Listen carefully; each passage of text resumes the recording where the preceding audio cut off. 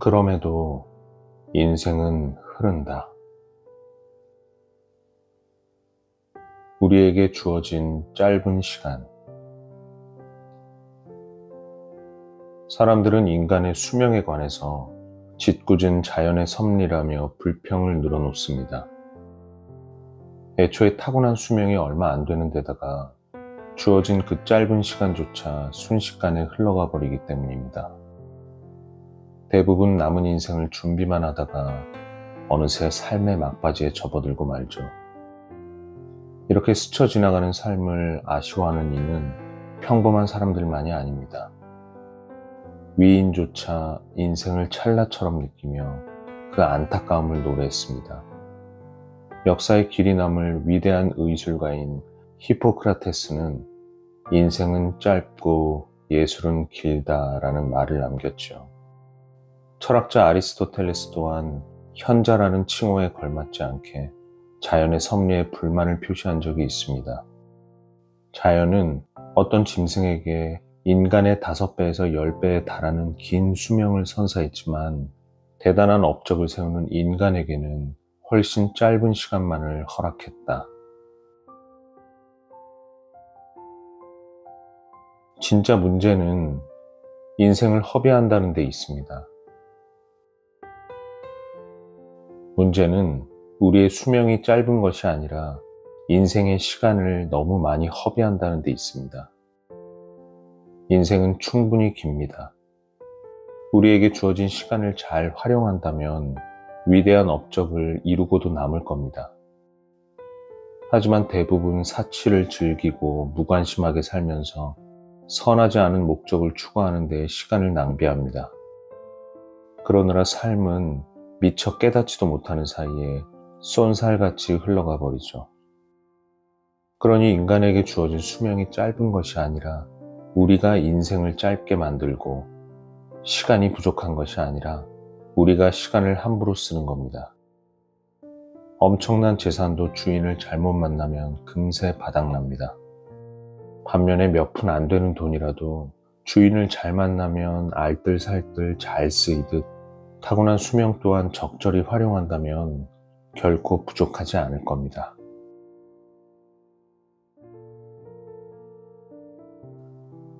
당신을 부러워하는 사람을 경계하세요. 저는 저의 뛰어난 재능을 뽐내려고 갖은 애를 써왔습니다.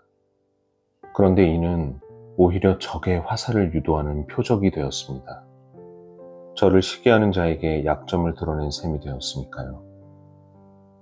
혹시 주변에 당신의 말에 찬사를 보내고 당신의 부를 탐내고 당신의 환심을 사려고 애쓰고 당신의 능력을 칭송하는 사람이 있습니까? 당신의 적이거나 적이 될 수도 있는 사람들입니다. 당신을 부러워하는 사람이 많다면 그만큼 시기하는 사람도 많을 겁니다. 그러니 타인에게 자랑하며 보여줄 수는 없지만 스스로 느낄 수 있는 선을 추구하면 어떻겠습니까? 대중이 발길을 멈추고 말을 잃은 채 경외에 찬 눈으로 바라보는 사람에게는 틀림없이 시선을 끄는 매력이 있습니다. 그러나 겉으로 보이는 모습이 그의 전부는 아닐 겁니다.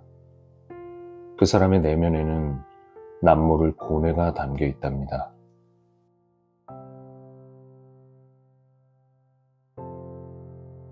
애쓰지 않아도 행복할 수 있습니다. 행복한 삶을 바란다면 자유롭고 올바르고 의연하고 한결같으며 두려움과 욕망에서 벗어나야 합니다. 명예를 유일한 선으로, 수치를 유일한 악으로 여기십시오.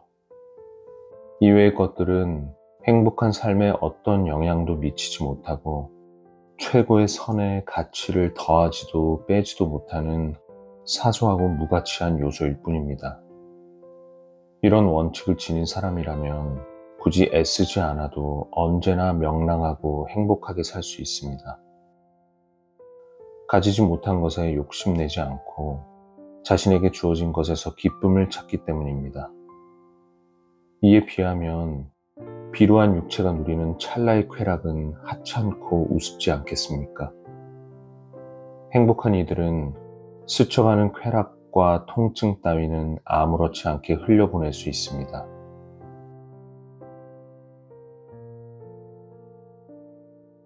비방하는 자는 나에게 고통을 줄 수 없습니다.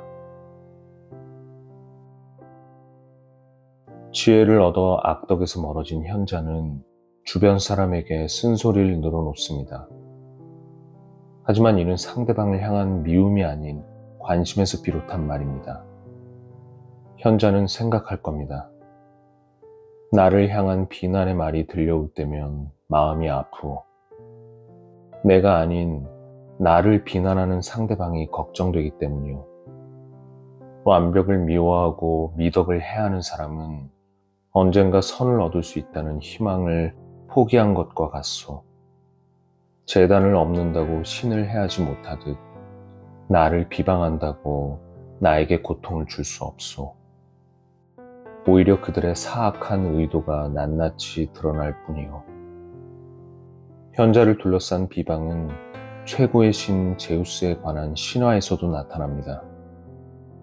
어떤 시인은 제우스에게 날개가 달렸다고 이야기하고, 어떤 시인은 이마에 뿔이 솟았다고 묘사합니다. 밤새 간통을 하고 돌아다닌다는 소문이 도는가 하면 다른 신에게 가혹하고 인간을 편애한다는 이야기도 있습니다. 또한 혈통과 혈연을 따지지 않고 눈에 차는 청년은 모두 유혹한다고 합니다. 게다가 신화에 따르면 제우스는 가장 높은 자리에 오르려고 아버지를 죽인 페류나입니다. 인간은 이런 이야기를 지어내면서 최고의 신 또한 수많은 죄를 저질렀다며 자신의 수치를 덜어냅니다. 하지만 비난의 목소리가 아무리 거세도 신과 현자에게 상처를 입힐 수 없으니, 진정 자신을 위한다면 남을 욕할 시간에 미덕을 추구하십시오. 미덕은 위대하며 하루하루 날이 갈수록 더욱 강력해집니다. 마음은 흔들리기 마련입니다. 인간은 늘 새로움을 추구하려는 경향이 있어서 쉽게 마음이 흔들립니다. 짜릿한 일탈을 경험할 기회는 결코 마다하지 않으며, 잘못됐다는 사실을 알면서도 자주 욕망에 굴복합니다. 통증이 따를 것을 알면서도 다친 곳을 만지고, 상처가 남을 것을 알면서도 가려운 곳을 긁듯이 인간의 뒤틀린 욕망은 고통과 번뇌를 바탕으로 쾌락을 찾습니다. 쑤시는 몸을 이리저리 돌려가며 시원한 자세를 찾는 것처럼 고통과 쾌락을 함께 얻을 수 있는 행위가 있기 때문입니다. 호메르스의 신화에 등장하는 영웅 아킬레스가 그런 인물이었죠. 이런 태도는 병에 걸려 아픈 사람이 한 가지 치료법을 고수하지 않고 바닥에 등을 깔고 누웠다가 돌아서 엎드려 눕기를 반복하며 이런저런 방법을 찾아 나서는 것과 비슷합니다.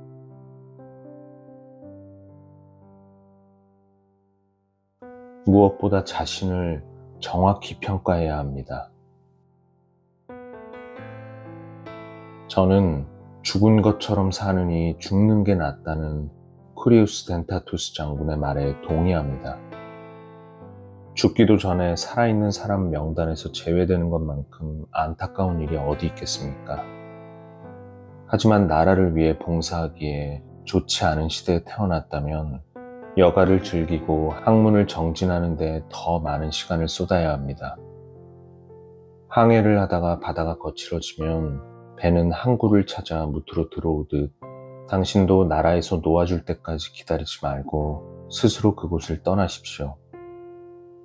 이때 먼저 자신을 돌아보고 그 다음에 자신이 시작하려는 새로운 일을 확인하고 마지막으로 함께 일할 사람과 그로써 이익을 볼 사람을 따져봐야 합니다. 인간은 무릇 자신이 지닌 능력을 과대평가하는 경향이 있으니 무엇보다 자신을 정확히 평가해야 합니다. 어떤 사람은 자신의 말주변을 믿다가 실수를 저지르고, 어떤 사람은 자기 그릇 이상의 부를 요구하고, 어떤 사람은 나약한 자신의 몸으로 버티기 힘겨운 업무를 수행하려 합니다. 정치를 하려면 어느 정도의 뻔뻔함을 갖춰야 하니 지나치게 겸손한 사람에게는 적합하지 않습니다. 또 법정에서 일하기에 너무 고집이 센 사람도 있습니다. 분노를 조절하지 못해 벌컥 화를 내다가 성급하게 말을 내뱉는 사람이나 중도를 모르고 아슬아슬한 농담을 일삼는 사람 또한 공직에는 맞지 않으니 욕심을 내려놓고 조용히 사는 편이 낫습니다. 고집이 세고 참을성이 없는 성정을 타고난 사람이 멋대로 말을 하게 내버려 뒀다가는 사회에 해를 끼칠 수 있으니 애초에 그런 자리로 나가지 않는 편이 좋지 않겠습니까?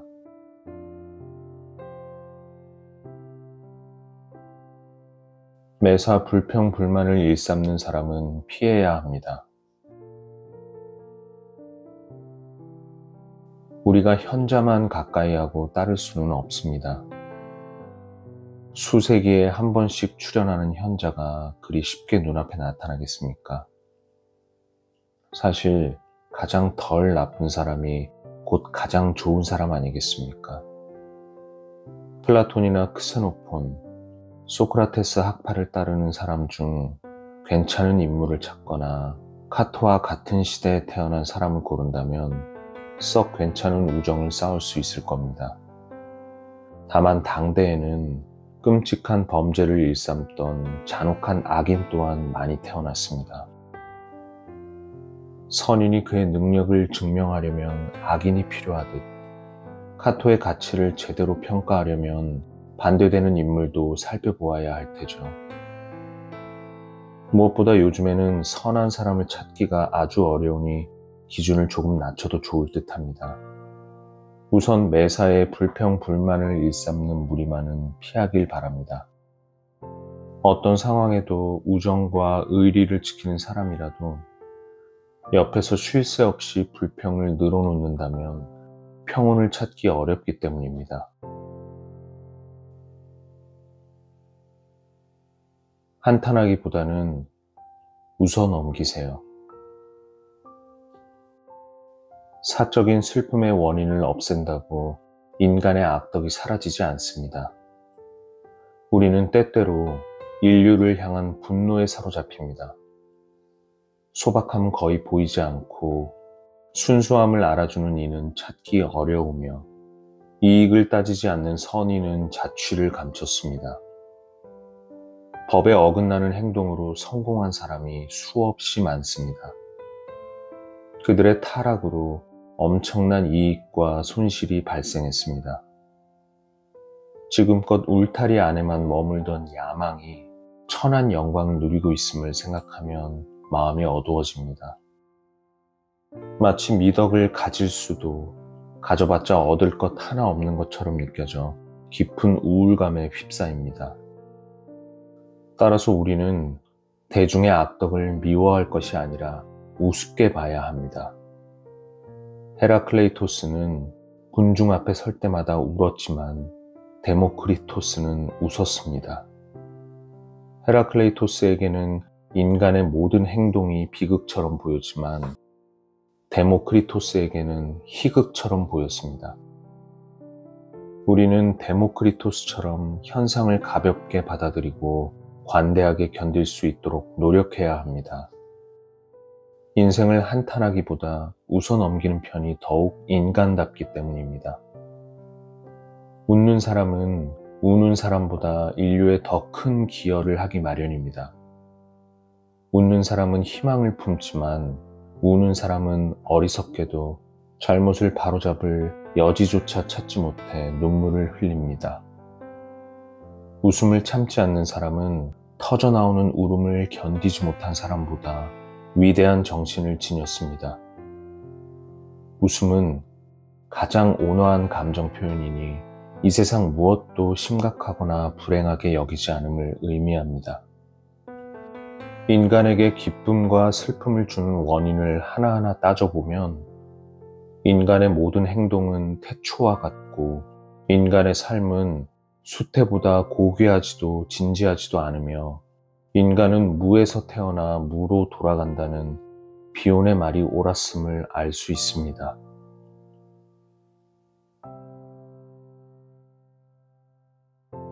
스스로를 숨기지 마세요.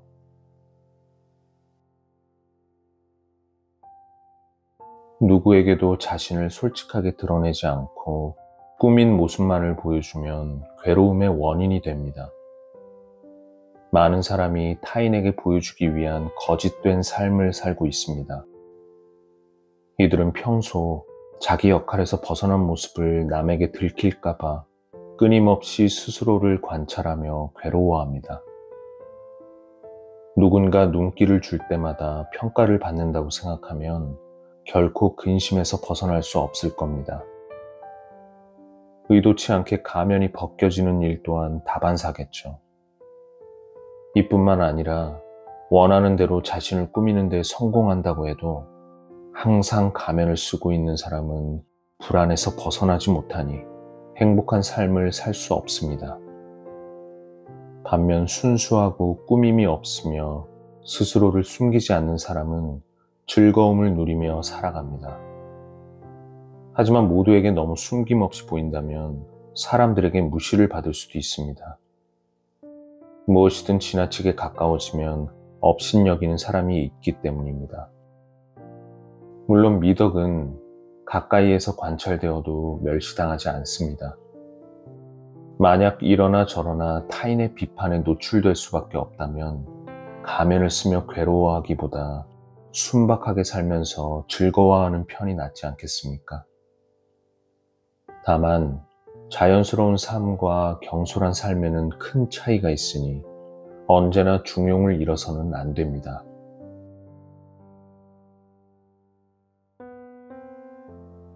마음을 꾸준히 돌보십시오. 지금까지 마음의 평정을 유지하고 회복하는 방법과 악덕에 저항하는 방법을 이야기했습니다. 마지막으로 한 가지만 명심하십시오. 마음을 꾸준히 헌신적으로 돌보지 않는다면 앞서 언급한 어떤 방법으로도 나약한 평정을 지킬 수 없습니다. 그러니 자기 마음을 잘 돌보십시오.